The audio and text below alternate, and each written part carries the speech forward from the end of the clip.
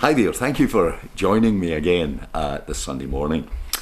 Now I know Pentecost was actually last week, but humour me just for a moment. Just before I took the service last week at Lomond, I was pondering what I might say to the children. I was struggling. I could talk about the birthday of the church, but then suddenly there was inspiration, and it came from my good wife Joan. While I was in my little office, I could hear her. She was on her high horse in the kitchen, and someone was in trouble, and thankfully it was not me. Then it clicked. She was shouting at the birds that come in to feed in our garden. Yeah, you see, we have a bird feeder. My goodness, all of the birds in the neighbourhood come in to dine in this 5-star creme de la creme establishment.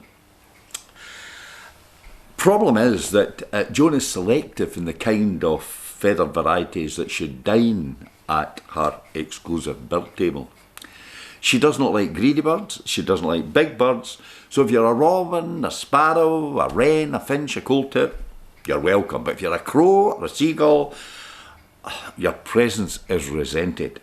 Funnily enough, she has some tolerance for the wood pigeons, but if you're a crow, a jackdaw, or a seagull, no chance. It is verboten to dine with us. And the species, most of all, to raise our blood pressure, are the magpies. Now, some way I understand where she's coming from. The wee birds swoop in, and then the big birds appear, and the wee birds vanish, and Joan delivers her tirade with much gesticulation and banging of the window, and the dialogue is fairly simple and direct, and delivered in a staccato fashion with the volume turned up to maximum. Go away! Scram! The food is for the wee birds! And this is, as I say, often accompanied by the bang of the window. And if they do not go, then the door is open, and further threats of violence for their tender ears are also uttered. Now, I guess our neighbours must look at me in a different light. And then there's this moment of inspiration. I thought, those birds have not a clue to what Joan is saying. Not a clue. It's just a noise. They probably realise that there's an angry woman, not happy about something, but as soon as her back is turned, they're back again. And a few weeks' supplies for the wee birds are gone in a minute. Then I thought, for them to understand, she would need to speak their language. She would need to speak crow or magpie. Standard English is not understood.